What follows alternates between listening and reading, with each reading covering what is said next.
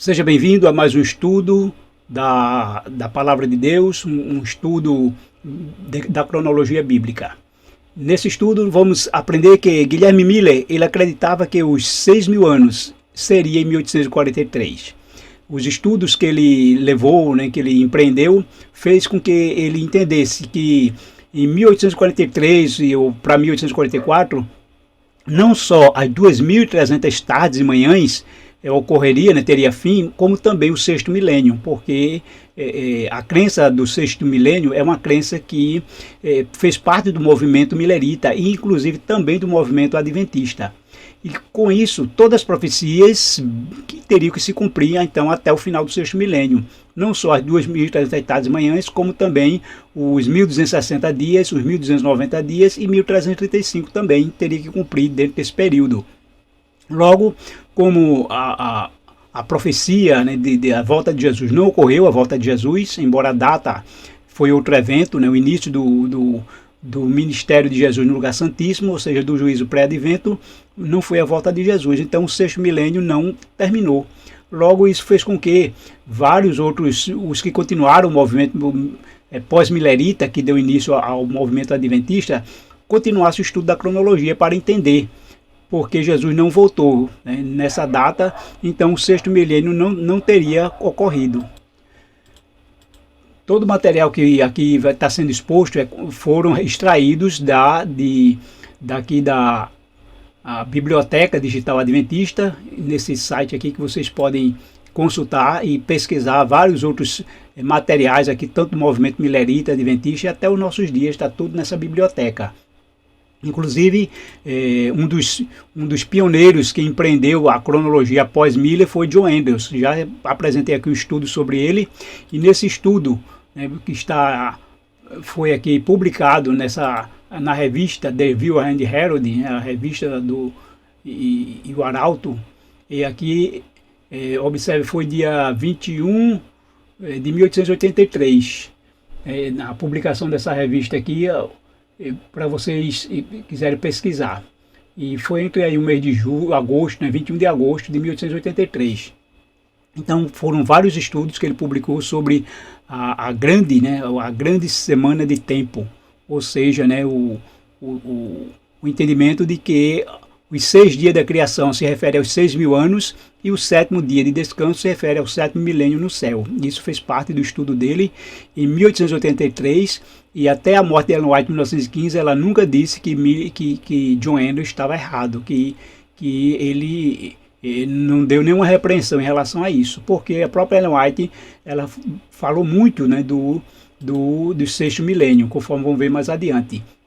Então, conforme Andrews, ele usou o texto de Atos 13 e 20 para aplicar que os 450 anos que está escrito nesse texto, quando diz vencidos cerca de 450 anos.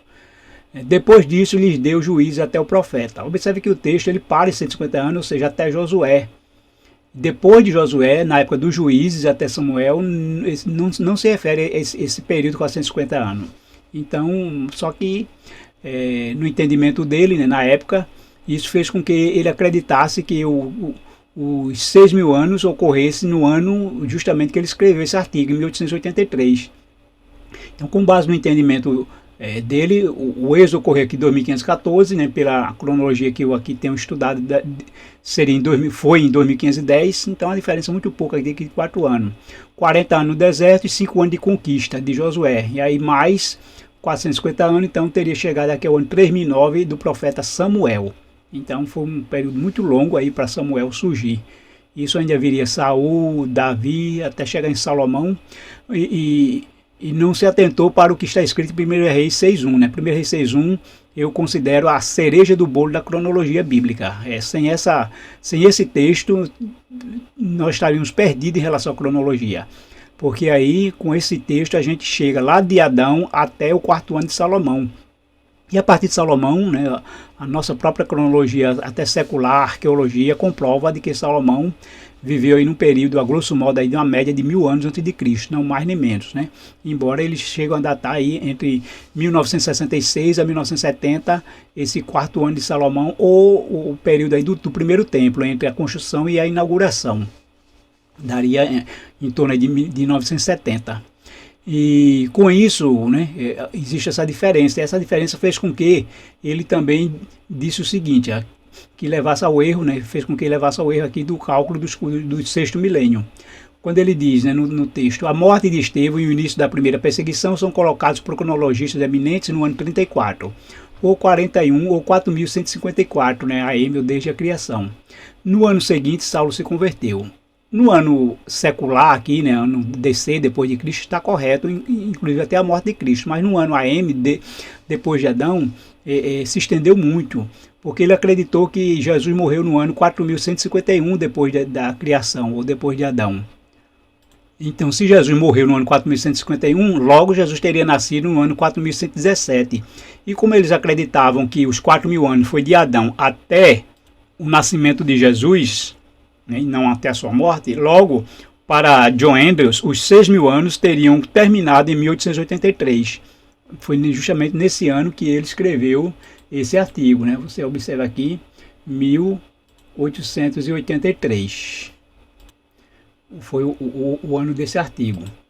Dessa maneira, ele morreu nesse mesmo ano, né?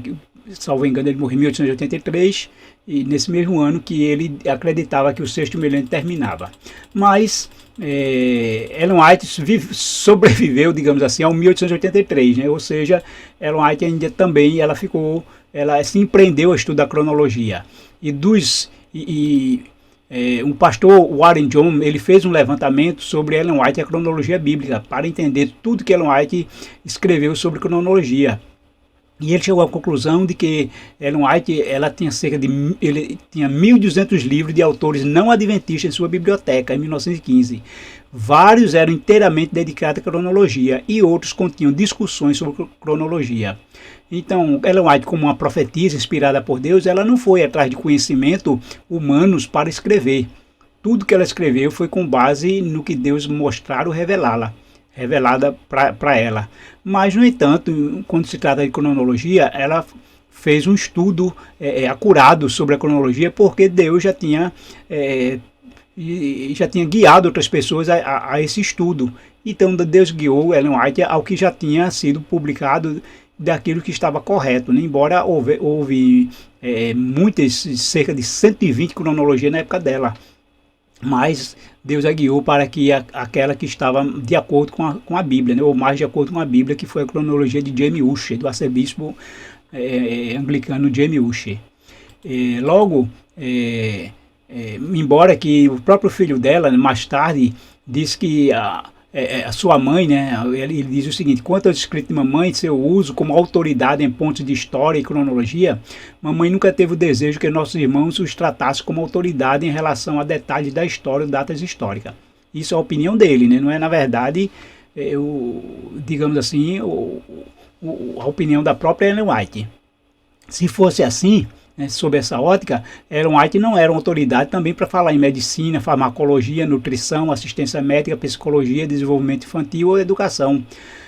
Só deveríamos aceitar a inspiração de Ellen White só em estudos teológicos, e o que ela falou sobre a administração, a mordomia, sobre medicina, sobre saúde, a cura pelos alimentos, e muitos aconselhamento infantil e também de casais. Na verdade, ela falava com autoridade em cada uma dessas áreas. Sua autoridade estava em comunicar o que Deus havia revelado a ela. Todos esses assuntos ela não buscou em fontes humanas, mas em revelação divina. E por isso que ela disse, numa carta em 1906, nessas cartas que escrevo e nos testemunhos que presto, apresento a vocês o que o Senhor me apresentou. Não escrevo um único artigo expressando apenas minhas próprias ideias. Elas são o que Deus me revelou em visão. Em outro testemunho, ela também disse, em 1889, não possuo nenhuma sabedoria especial em mim mesma. As instruções que dei por meio da pena ou da voz foram a expressão da luz que Deus me deu. E isso prova que ela tem autoridade em falar de cronologia, não como um sentido vago, mas como um tempo exato. O outro também prominente líder adventista, Lewis Harrison Christian, ele chegou a falar o seguinte, que a senhora White nunca alegou perfeição verbal em seus escritos, mas sustentava que, sem exceção, todas as verdades ou mensagens de seus testemunhos foram dadas por inspiração divina. Então não podemos desacreditar Ellen White, dizer que ela não sabia o que estava falando quando falava de 6.000 anos ou de tempo, mas na verdade ela falava com precisão e com sabedoria e com autoridade divina. Então, a conclusão final que o pastor John Harris chegou quando estudou, né, tudo que Ellen White estudou sobre cronologia, ele chegou à conclusão de que a posição final de Ellen White era de que 6.000 anos da história humana não haviam se passado até 1913. Sabendo que ela morreu em 1915, então, até que ela sabia até o tempo dela, da sua morte, ela acreditava que ainda não tinha terminado os 6.000 anos.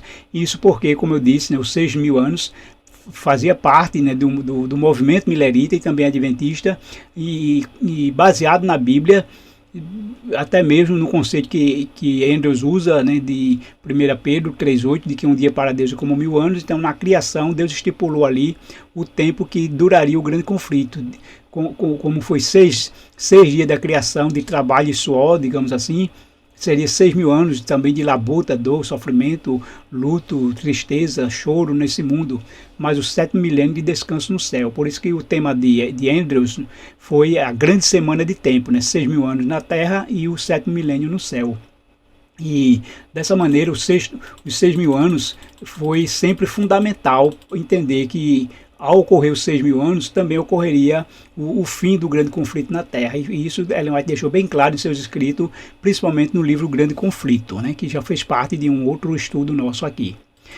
Voltando para o movimento milerita, né, voltando aqui para Guilherme Miller, também um outro banco riquíssimo para se estudar, para ter o material, é aqui a Enciclopédia dos Adventistas do Sétimo Dia. Também está aqui o site para quem quiser pesquisar, e aí você pesquisa por assunto, por autor, o que você quiser pesquisar sobre todo o movimento milerita e também o movimento adventista. E Miller, ele teve vários colaboradores na sua jornada, né, nesse movimento milerita, e um deles foi Joshua Vaughan Himes, ou simplesmente J.V. Himes, e ele foi um principal promotor, gerente e financiador, porque ele foi responsável pelas publicações. Ele foi responsável pela publicação da revista, né, de Sinais dos Tempos e O Clamor da Meia-Noite. Então, durante todo o movimento milerita, essa revista foi o principal carro, digamos, chefe, né, do movimento nas publicações das mensagens e levar também essa interpretação profética para como se espalhasse como folha de outono em todos os Estados Unidos e também até fora dos Estados Unidos.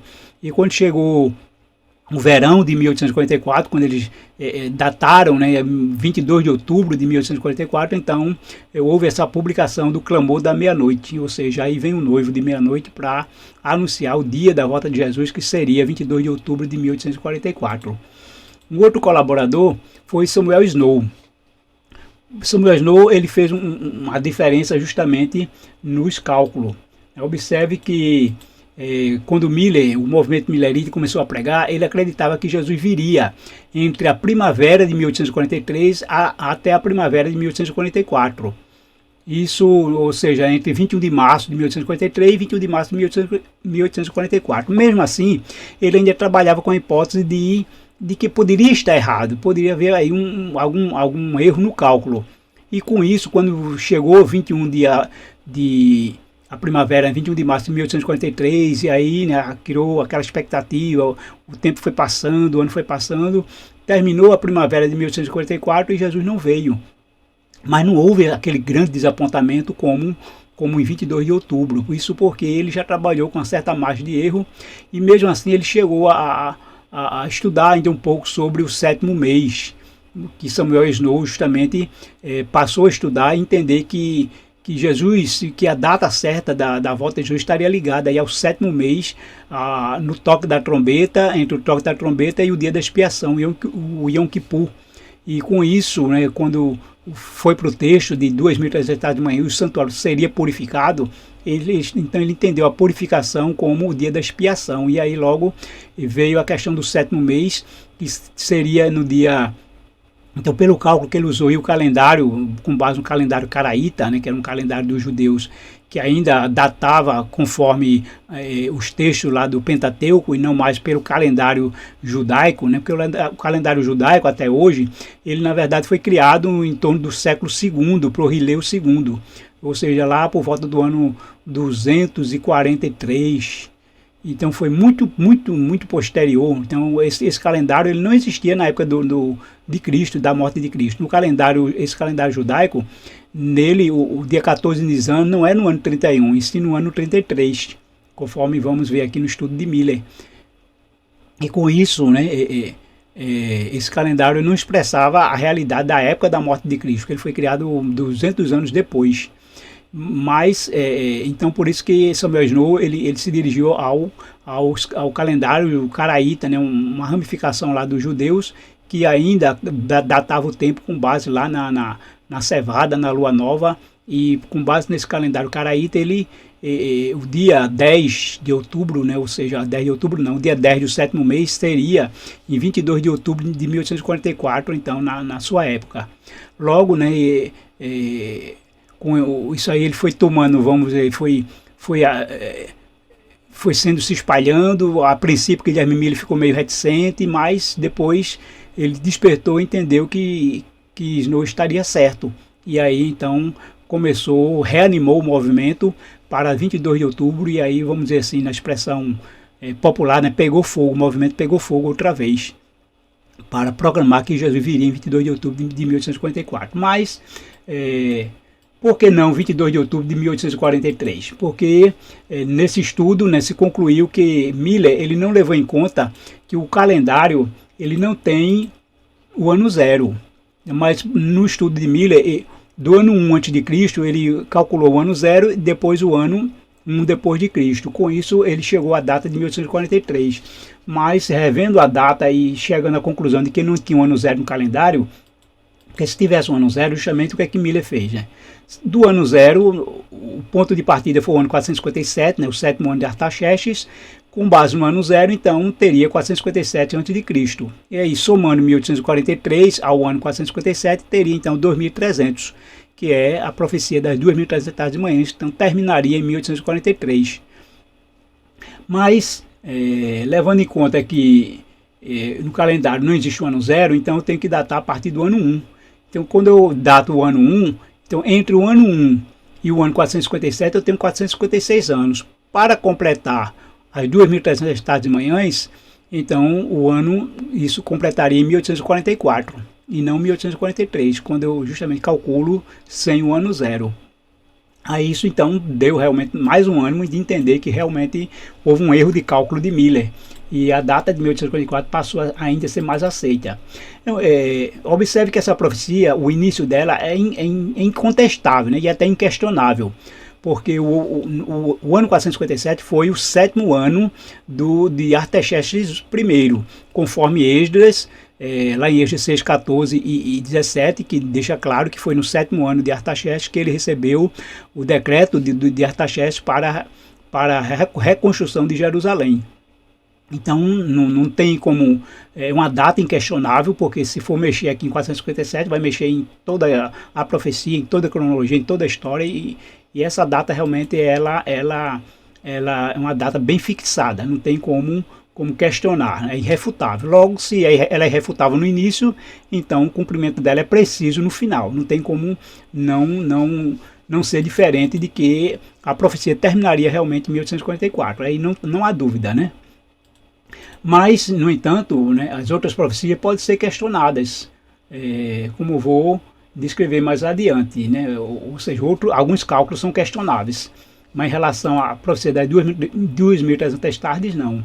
Nem a outra, deixe-me ver aqui, as outras que vamos ver adiante, né? A 1.260 dias ou anos, e a 1.290 e 1.335 dias. Vamos ver adiante se também são questionáveis ou não.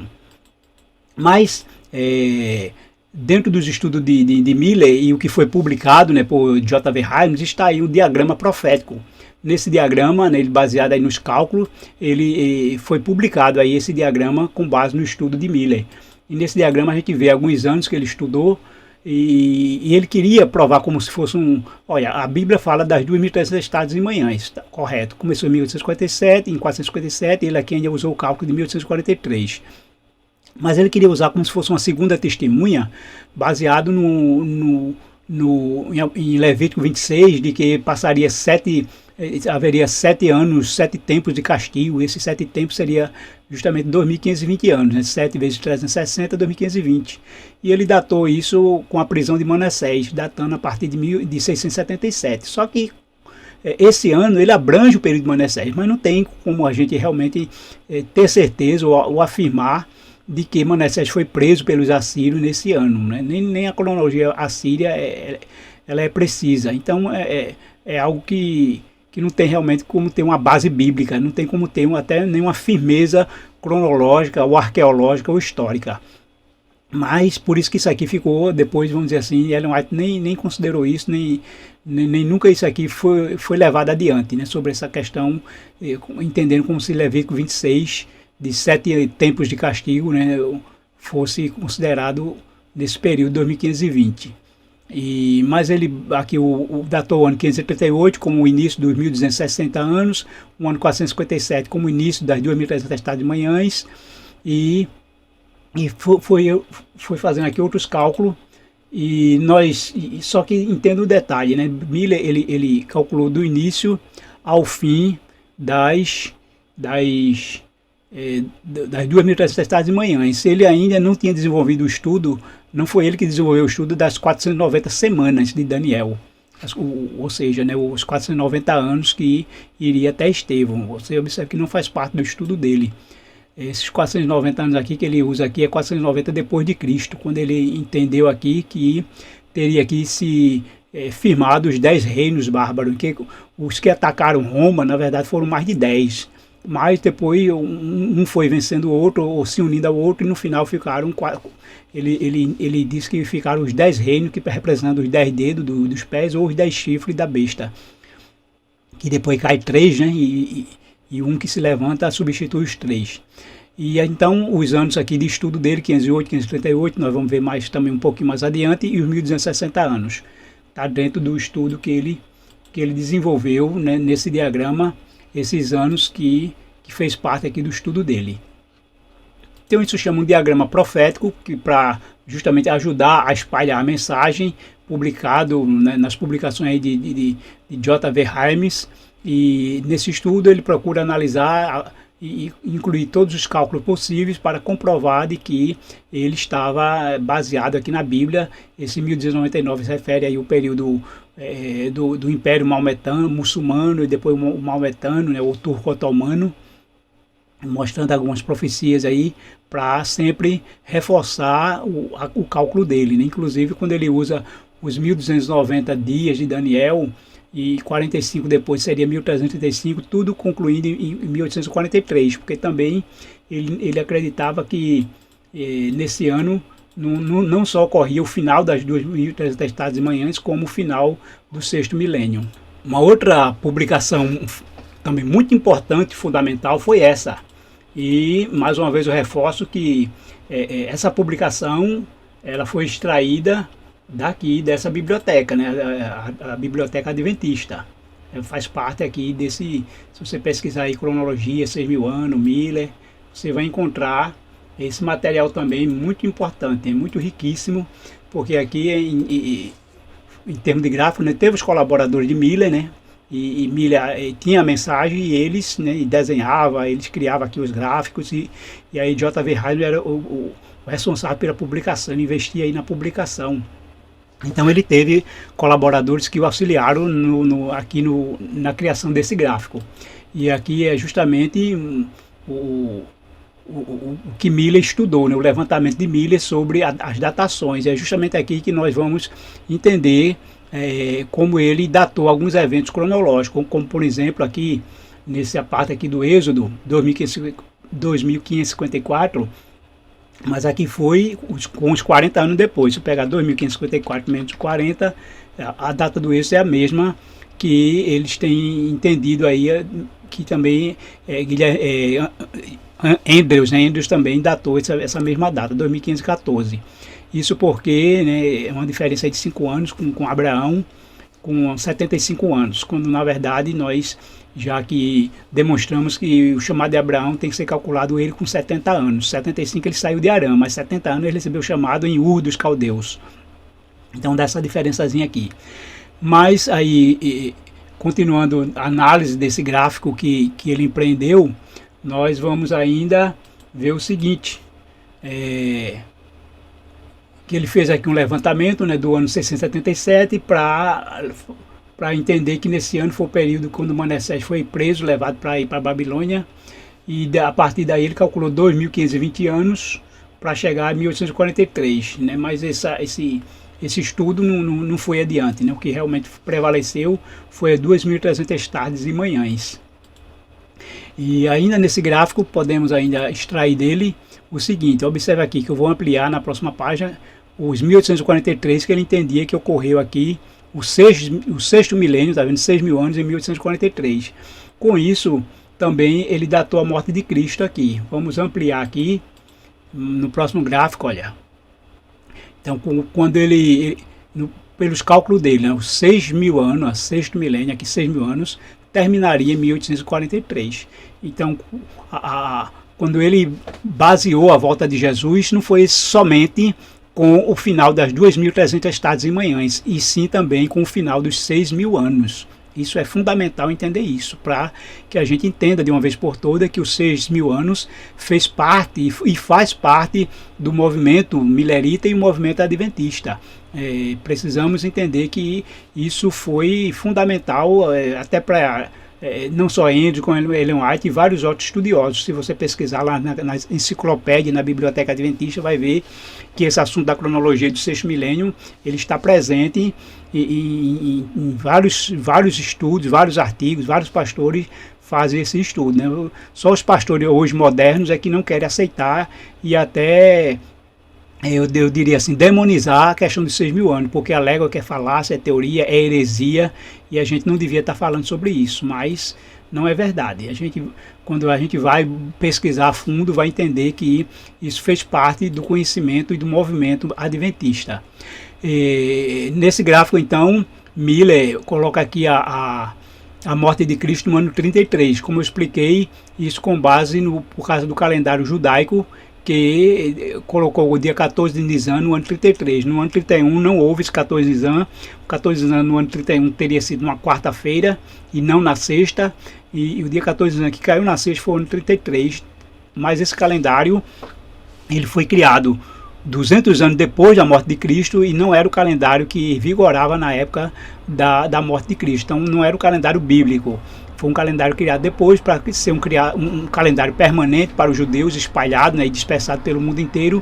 Não está dependendo de lua nova nem de cevada, que não teria como plantar agora em um povo urbanizado, né, morando em cidades. Então ele procurou criar um calendário fixo, mas que não expressava necessariamente o calendário bíblico. E por isso que o ano que Ellen White usa não é mais o ano 33, é 31. Porque isso, inclusive, até mesmo com o estudo das 70 semanas de Daniel, Miller, ele ligou o ano 457 diretamente ao final das 2.300 tardes e manhãs, em 1844. Ele não levou em conta esse estudo da profecia das 70 semanas. Quem desenvolveu esse estudo foi Uriah Smith. Então, quando o Uriah Smith entendeu que as 70 semanas de Daniel começava também...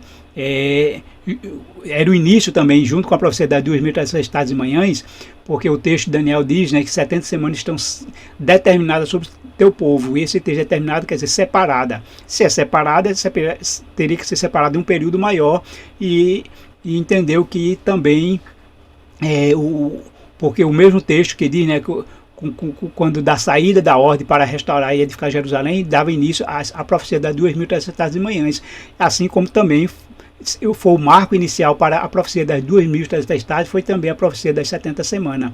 Só que essas 70 semanas, ao iniciar no ano 457, e a última semana, né, onde seria morto o ungido, e apontando também para o Messias ungido, o batismo de Cristo teria que ter ocorrido no ano 27, a sua morte no ano 31, que foi na primavera, logo no início, do ano 31 e a morte de Estevão 34. Não poderia ser no ano 33.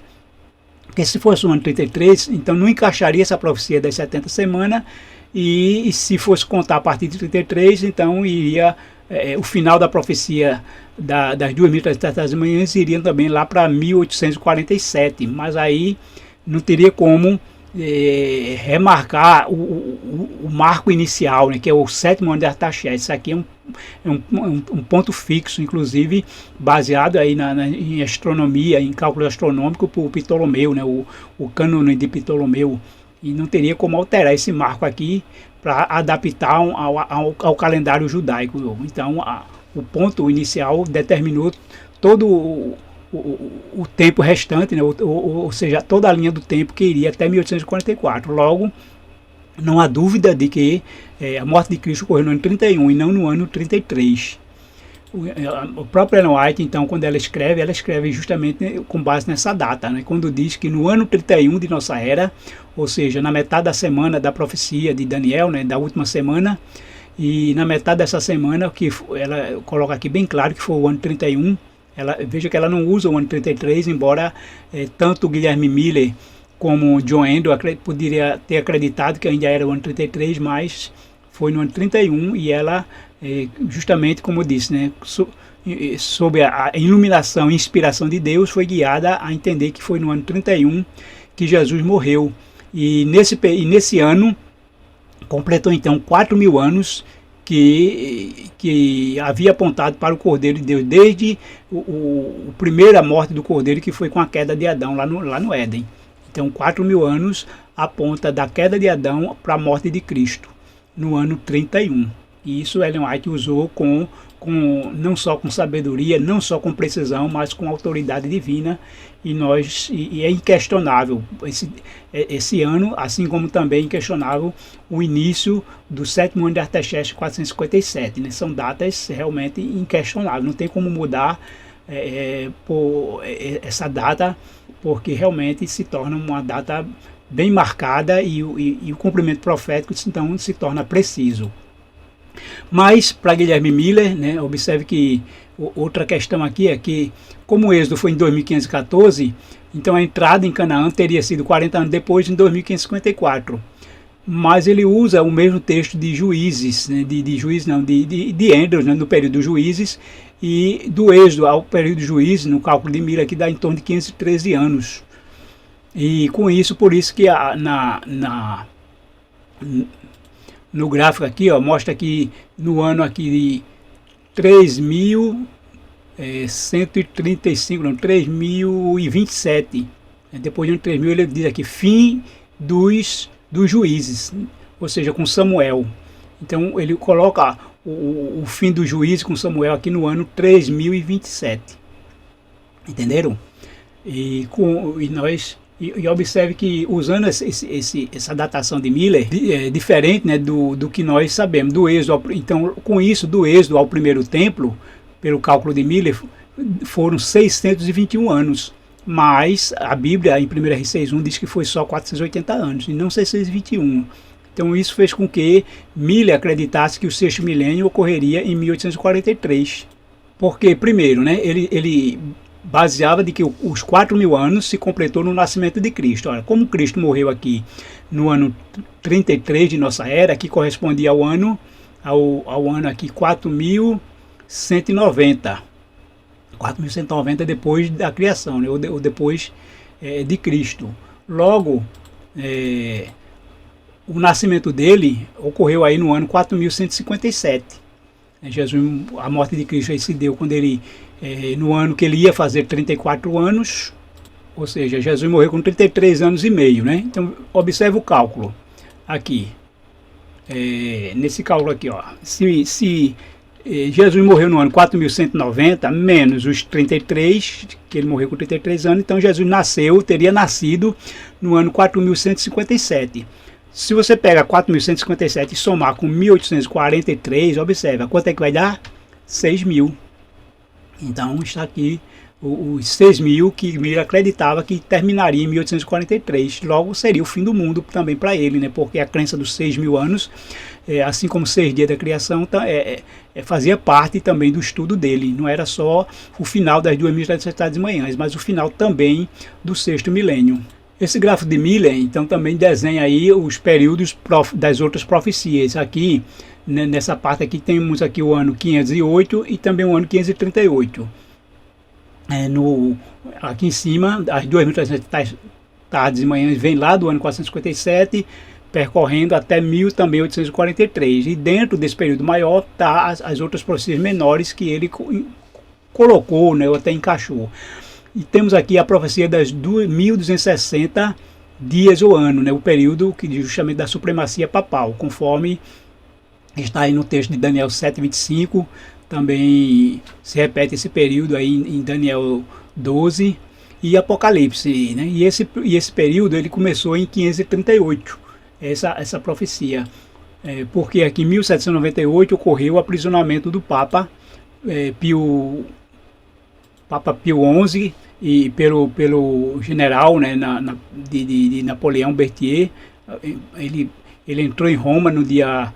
marchou para Roma no dia 10, entrou em Roma no dia 11, prendeu o Papa no dia 15 de fevereiro, e o Papa, ao se recusar, né, renunciar aos seus poderes temporais, ele então foi preso e exilado no dia 20 de fevereiro de 1798. Com isso, calculando 1.260 dias antes, a gente vai lá para 538.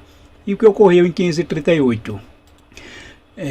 A profecia de Daniel 7 diz que dos 10 chifres, 3 foram arrancados, e no lugar dos 3 nasceu um outro chifre, com olhos e bocas, e que seria um chifre blasfemo. E justamente isso se tratava aí do papado, né? Do papado que surgiria no lugar desses 3 e se levantaria contra Deus, e jogaria a verdade por terra, pisaria no santuário, e os santos lhe seriam entregues, né? Por um tempo, 2 tempos, metade de um tempo. Com isso, nesse período, justamente após a queda do Império Romano, no ano de 493, caiu o primeiro chifre, que era ariano, né? Das 10 tribos ou reinos bárbaros que se fixaram depois da queda do Império Romano. Eles eram bárbaros, mas 7 se converteram ao cristianismo, né?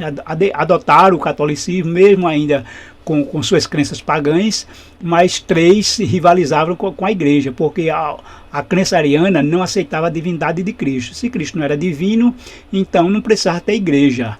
Logo, era contrário à igreja, a essa crença ariana, não só por negar a divindade de Cristo, como a desnecessidade de igreja. E os Érulos foram os primeiros a ser vencidos aí por Teodorico, que justamente fez parte também de uma outra tribo que se converteu, os ostrogodos, que venceu os Érulos em 493. Foi o primeiro chifre arrancado. Depois, os vândalos foram vencidos por Belisário, que é um general aí de Justiniano I, no ano 534. Então tivemos aí o segundo chifre arrancado. E os ostrogodos, que depois voltou ao arianismo, e esses ostrogodos, ele também foi cercado por Belisário no ano 538. Na verdade, os ostrogodos cercaram a Itália, a Roma, durante muito tempo. Então o Papa ficou como se tivesse cercado por esse reino ariano, esse reino contrário ao Papa. Então o Papa não tinha liberdade de ser ainda supremo. E Belisário então fez com que esses ostrogodos recuassem, eles abandonassem o cerco a Roma, e depois de outras batalhas ao longo aí de uma década, finalmente eles foram vencidos. Mas com a retirada deles do cerco a Roma, então houve aí agora a supremacia papal, porque aí os ostrogodos não mais eram uma ameaça ao papado. Então, com isso, essa data ela é precisa, né? Ela é precisa no início e é precisa também no fim, em 1798. Então, são datas que não tem como alterar, não tem como dizer que está errada. É uma data que é baseada aí em eventos que marcaram o início e o fim da profecia de 1260 dias ou anos. Então, o que a gente pode entender agora é os 1290 dias e 1335. Como podemos entender? Observe que que no estudo aqui de Miller, essa data também está aqui datada, essa profecia, né, está datada aqui os 1290 dias e 1335, ambas iniciam em 508, de acordo com o estudo que fez parte aqui do estudo de Miller, né? Então é uma datação que não foi criada nem pelos adventistas, mas já fazia parte do movimento milerita. E ele baseou a partir de 508, então se foi até 1798, e até a última maior, 1335 dias, em 1843. Mas o que a gente pode entender com isso? Ora, se o sexto milênio terminaria em 1843 e Jesus iria voltar, né, seria o fim do mundo, então é óbvio que todas as profecias teriam que terminar também nessa data de 1843. Não só os 1290 dias, como 1335 dias. Como 1335 dias é um período maior, então ele teria que terminar no 1843. E aí seria fácil, então, fazer um cálculo, né? Só por dedução, digamos. Se 1843, eu teria só que diminuir 1335. Eu chegaria em 1508. 1508, então, seria um marco inicial para esse último período aí de 1335. Não poderia ser mais do que 1843, porque aí era o fim do mundo, né? Não faria sentido nenhuma profecia ir além do fim do mundo. E se eu pego 1508, também somo 1290, chega a 1798, né? Que aí foi o fim da profecia de 1260 dias, mas também se acreditou ser o fim da mesma profecia de 1290. Ou seja, duas profecias se cumpririam na mesma data. E por que pegou a data do ano 508? Ora, nessa época reinava Clovis, né? Clovis foi um rei dos francos, né, que deu origem à França, e dentre as cidades que ele conquistou justamente dos reinos arianos, dos reinos aí bárbaros, que era contra a igreja, ele teve a cidade de Paris, que ele fez de Paris justamente a capital da França. E o período dele de governo foi a partir de 486 depois de Cristo até o ano 511, alguns historiadores colocam 513. Então, o ano 508 está dentro do período de Clovis, mas Clovis ele se converteu ao cristianismo, né? Na sua conversão para vencer a batalha, ele estava perdendo uma batalha, ele sempre foi instigado por sua esposa a se tornar cristão, a sua esposa era cristã, e ele não era ele era um pagão, ele também não era ariano, né? Mas era um pagão. E ele se recusou, né, a seguir o conselho da esposa, até que em meio a uma batalha que ele se viu perdendo, ele então lembrou-se do que sua esposa falara, e ele faz um pacto, né, um acordo, dizendo a Deus que se vencesse a guerra ele se tornaria cristão. Mas essa guerra, ela foi aí no ano, justamente pelo ano aí, 496, foi o ano 506. Essa guerra, não tem assim uma data fixa, mas a conversão dele, alguns acreditam ter sido em 496, outros ainda data 498, 499, 505, ou até mesmo 505, mas o ano 508 não é uma data realmente, vamos dizer, comprovada, incontestável. Esse ano 508, dizer que foi a conversão dele também não foi, porque essa batalha foi muito antes de 508. Alguns alegam que pode ter sido o batismo dele, ele se converteu no ano, mas se foi batizado posteriormente. Mas historicamente a data aceita foi que ele foi batizado no Natal do ano 496. Então não pode ser realmente dizer que essa data aqui é uma data incontestável, uma data profética. Não temos realmente prova nem histórica e nem bíblica para dar início a essa profecia em 508. Miller colocou 508 justamente para poder terminar em 1843 o período maior de 1335. Essa foi a conclusão que a gente pode entender, porque a profecia de 1290 dias e 1335 está em Daniel 12, 11 e 12, e lá o texto diz o seguinte: depois do tempo em que o sacrifício diário for tirado e posta a abominação desoladora, então haverá 1290 dias. E o versículo 12 diz que bem-aventurado que espere e chega a 1335 dias. Observe que essa profecia ela não tem nenhum cumprimento que ocorra ao longo da profecia, nem no final dela. Não existe, não está dizendo aqui que haverá um cumprimento profético. Diferentemente das outras profecias, né, até 2300 estades de manhã o santuário seria purificado. E essa profecia ela foi datada, o início dela, do início da reconstrução de Jerusalém, e no final dela haveria a purificação do santuário. E ainda mais, né, quando o anjo descreve essa profecia a Daniel, e que separa 490 anos, mas ele continua, né, após os 490 anos, ele diz que haverá ainda, vamos ver aqui, quando o anjo explica a profecia das 70 semanas, sabe, entende desde a saída da ordem para restaurar e para edificar Jerusalém, até ungido ao príncipe 7 semanas e 62 semanas, e as praças e as circulações se edificarão, mas em tempo angustioso. Então a profecia ela descreve todo um evento, e inclusive o ponto inicial dela, que é a reconstrução de Jerusalém, porque essa profecia ela inicia, ela é o início da profecia das 2.300 estades e manhãs, isso porque as 70 semanas estão determinadas, ou seja, foram separadas de um período maior, das 2.300 tardes, e essa profecia ela se estende então até Estevão, quando os judeus, né, matam Estevão, então recusando o evangelho, e aí então o povo judeu recusa o evangelho passa a ser pregado aos gentios. E quando termina o período de Estevão até Estevão, mas diz o seguinte: depois das 62 semanas será morto um ungido, e já não estará. E o povo de um príncipe que lhe há de vir destruirá a cidade e o santuário, e o seu fim será num dilúvio. E até o fim haverá guerra, desolações são determinadas. Até o fim de quê? Da profecia das 2.300 tardes e manhãs.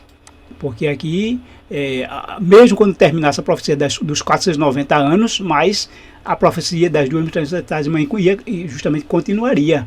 Essa profecia vai continuar até o fim dela, e nesse período descreve tudo que iria ocorrer. Então, essas profecias de tanto 1.260 anos como a 2.300 tardes e manhãs, ela descreve o que ocorreria no começo, no meio e no fim. Descreve, está justamente tudo bem datado, conforme nós vimos, né? Já a questão que envolve aí os 1.290 dias, não há nada, né, que no texto ele não descreve o que ocorre durante nem depois, apenas descreve o marco inicial. Para que os 1.290 dias possam ter início, né, é necessário e suficiente que ocorra duas coisas: ocorra a tirada, né, que o sacrifício diário seja tirado, seja abolido, e também posta a abominação desoladora. Enquanto não ocorrer esses dois, não pode datar o início de 1.290 dias. E isso não ocorreu com Clovis, né? Clovis foi um rei franco, um rei pagão que se converteu e passou a defender a igreja. Poderia dizer aí, foi o início de um ensaio da união da igreja com o Estado. E porque ele apenas se colocou como defensor, daí um protetor da igreja. Mas em relação aos dois eventos não ocorreu.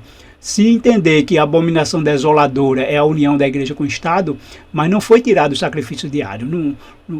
No caso, como não havia mais o santuário, esse sacrifício diário seria um atentado contra o ministério intercessor de Cristo, né? Seu ministério no santuário celestial, que ele está intercedendo por nós. Mas quando aplica isso à missa, né, a missa, na verdade, ela só foi instituída como uma parte importante da liturgia da igreja dentro do Concílio de Trento, que ocorreu aí num período de praticamente 18 anos, né? Começou em 1545 e foi até 1563.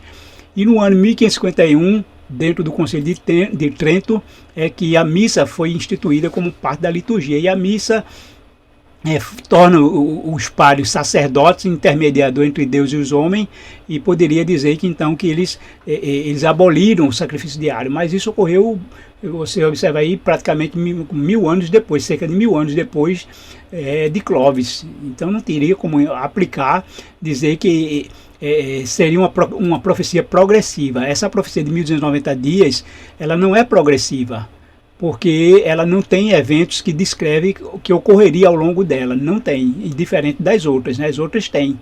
A profecia de 1260 anos e de 2300 tardes de manhãs, ela tem o acontecimento progressivo que ocorre no início, o marco inicial dela, o que ocorre durante a profecia, e o final também, o que determinaria o final da profecia.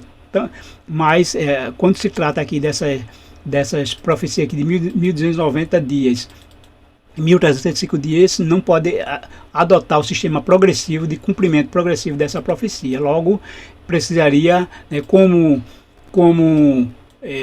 nós vimos, eu diria assim que Miller procurou encaixar essas duas profecias até 1843, porque ele acreditava ser o fim do mundo. Então houve também essa falha aí nesse cálculo, né? E não é uma data que não teve esse cumprimento preciso, exato e cronológico, escatológico. É uma data realmente que ela, pelo próprio contexto de Daniel 12, o Daniel 12 ele inicia com Cristo, né, o Miguel se levantando, que isso é o início do fechamento da porta da graça. Então todo o contexto de Daniel 12 está dentro do contexto pós-fechamento da porta da graça. Então o texto ele está relacionado não ao tempo do fim, né, não é o tempo do fim. Observe que Daniel 11, né, a parte final de Daniel 11, ela está relacionada ao tempo do fim. E que nós acreditamos que esse tempo do fim começou após 1798. E teve início o tempo do fim, certo? Mas Daniel 12 já não fala do tempo do fim. O contexto de Daniel 12 fala de um tempo do fim quando nos expressa o seguinte, ó. Tu, porém, Daniel, encerra as palavras e encerra o livro até o tempo do fim, exatamente 1798, quando a partir de então o saber, ou seja, o conhecimento da profecia se multiplicaria. E ele repetiu a Daniel, dizendo que as palavras estariam encerradas até o tempo do fim. Esse tempo do fim justamente foi o período aí do movimento milerita, até mesmo antes de 1844, quando as profecias se tornaram compreensíveis. E ele conclui dizendo: tu, porém, segue o teu caminho até ao fim, pois descansarás, e ao fim dos dias te levantarás para receber a tua herança. Essa expressão fim dos dias, ela se refere a justamente o fim dos tempos, né? O fim dos tempos. Somente no fim do tempo é que Daniel se levantaria. Então Daniel 12 começa com o tempo do fim e termina com o fim dos dias. E nesse fim dos dias aí é a ressurreição dos justos. Então é o período que vai entre o fechamento da porta da graça e a volta de Jesus, que é o fim dos tempos. Então essa profecia ela precisa ter dois marcos para começar, que é o fim, a substituição do sacrifício diário e a abominação desoladora. Isso realmente só tem um contexto dentro quando a cura da besta for restaurada, né, a besta ressuscitada, ou seja, a união da igreja com o Estado vai voltar, o poder religioso e o poder político vão se unir, e o domínio da igreja vai ser maior, porque a igreja vai impor dogmas, né, dogmas teológicos, ou seja, obrigar um dia de guarda, e com esse dia de guarda, a igreja aí está colocando substituir o que é de Deus pelo do homem, substituir o sábado pelo domingo, substituir Jesus pelo homem, pelas soluções humanas. A cura da besta será tão espantosa, tão maravilhosa, que o mundo inteiro, né, ou seja, aqueles que não estão escritos no livro, vão adorar a besta como se fosse o próprio Deus. Para perceber aí que ele justamente vão substituir Jesus, substituir Deus, e com isso ocorre essa condição aqui, nessas duas condições para o início dos 1290 dias. Só quando ocorrer a cura da besta e também o decreto dominical, que aí representa essa abolição do sacrifício diário, porque o homem substituindo Deus e agindo como se fosse Deus para trazer a solução aqui para a Terra, né? Fazer da Terra um paraíso, resolver todos os problemas aqui da Terra no lugar de Deus. E com isso nós podemos entender que isso só vai começar justamente quando houver aí essa união da igreja com o Estado, essa restauração, houver aí o início do decreto dominical, e aí pode sim ter o início dos 1290 dias, que pode se estender até o decreto de morte, e entre o decreto de morte e o fechamento da porta da graça, temos aí um período de 45 dias. Né? Alguns podem até entender que esse decreto de morte pode ocorrer dentro do fechamento da porta da graça, ou depois que se fechar. Mas nós estamos trabalhando aqui ainda, não temos dizer que é uma condição certa, que vai ser assim. Pode ser também o seguinte, né? Há outra possibilidade, não estou também afirmando, que os 1.290 dias comece com o decreto dominical e se estenda até o fechamento da Porta da Graça, esses 1.290 dias. E o final dos 1.335 seja a ressurreição dos justos, que ocorrerá aí pouco antes da volta de Jesus, ou num acontecimento simultâneo, aí, quando o mundo começa a abalar, um grande terremoto, e um pouco antes. Mas são também uma possibilidade, né, de ocorrer nesse período. Uma coisa é certa, né, esse 1.290 dias, 1.335 dias, ele não pode jamais ter ocorrido aí com o ano 508, porque não tem realmente uma condição para que tenha sido necessária para dar início aos 1.290 dias. Como eu expliquei, Miller usou essa data apenas para coincidir com 1843, mas nós podemos rever sem ser futurista, porque quando falamos isso vamos dizer que somos futuristas, mas não é ser futurista, inclusive porque as profecias todas não estão cumpridas, ainda falta se cumprir. Se falta se cumprir, vai se cumprir no futuro. Então não é necessariamente ser futurista. O futurista, ele aplica também os 1.260 dias como um acontecimento futuro. Ele até aplicaria. Então tem que admitir que as 70 semanas de Daniel, alguns até aplicam a última semana, que vai ocorrer 7 anos antes de Jesus voltar. Isso é o futurista também. Eles tiram aquela semana entre o batismo, né, de Jesus e a morte de Estevão, e na metade a morte de Jesus, que é a última semana das 490 da profecia de Daniel, e ele coloca aí justamente como muitos vão acreditar que começaria, esse último 7 anos começa agora em 2025, e aí em 23 de setembro, que é o primeiro ano, aliás, é o início do ano do calendário judaico, né, o primeiro dia do ano do calendário judaico, a virada do ano, e com isso eles entendem ser o início dos últimos 7 anos para a volta de Jesus, que são os futuristas, aí, porque ele pega a última semana de Daniel e joga aqui para o futuro. Isso é futurismo também. E aí é por isso que eles dizem que vai haver o arrebatamento agora em setembro, né, esses futuristas e dispensacionalistas. Mas essa profecia de Daniel, no contexto do capítulo 12, é uma profecia que ainda vai se cumprir. Isso não é futurismo, porque outras profecias também faltam se cumprir antes de Jesus voltar. Então nós esperamos o cumprimento profético de algumas profecias que precisam se cumprir antes de Jesus voltar, dentro do contexto historicista, não futurista, né? Mas são profecias futuras que ainda vão se cumprir.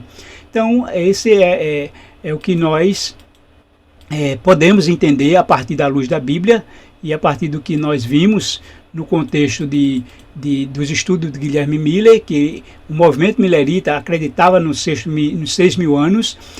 Os pioneiros também tinham esse mesmo conhecimento de 6.000 anos, como Andrews, como a própria Ellen White, e ela tinha esse conhecimento do sexto milênio, que é como sendo o fim do grande conflito, depois de 6.000 anos, que ela deixou bem claro no livro Grande Conflito, e com isso nós estamos chegando ao fim da história.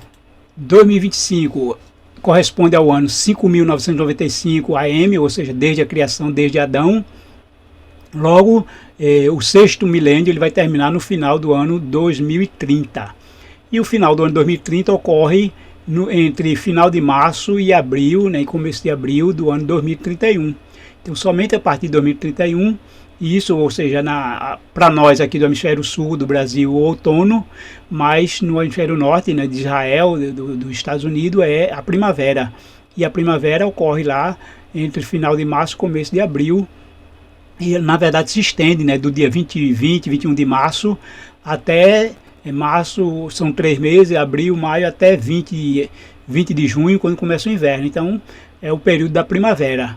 Então por isso ainda não temos, né, e Deus ainda não revelou dia e hora, mas ao longo da primavera pode ser a qualquer momento da primavera de 2031, quando começa a partir de 20 de março. Então, dentro do calendário profético, histórico e cronológico, nós temos aqui, sabendo que nós estamos no ano, hoje, 5.995, desde a criação, logo falta aí entre 5 e 6 anos para a volta de Jesus. E aliás, né, não necessariamente para a volta de Jesus, fazendo uma correção, para o fim do sexto milênio. Depois que termina o sexto milênio, então, aí Deus vai até revelar antes, que Ellen White diz que no período do fechamento da porta da graça, os salvos que estarão aí escondidos em montanhas e cavernas, e outros até presos, e outros lugares refúgio, eles ouvirão a voz de Deus através de um trovão, dizendo o dia e a hora da volta de Jesus. Ou seja, antes de Jesus voltar, os salvos saberão o dia e a hora da volta de Jesus. Até agora, nós não temos como dizer realmente, e não nos foi revelado, porque isso é algo que não está baseado nem em cálculo, nem em estudo, né? O dia e a hora da volta de Jesus só pode ocorrer com revelação divina. Cálculo nenhum vai determinar, vai dizer esse dia e hora, porque se Deus não revelar, ninguém sabe. Isso é uma grande verdade. Mas o que nós sabemos, pela luz da Bíblia, pela cronologia bíblica, é que nós estamos no ano 5.995. Então falta entre 5 e 6 anos para o final do sexto milênio. E com isso nós temos a esperança de que em breve Jesus voltará e nós estaremos de volta ao nosso lar eterno. Que Deus abençoe a todos.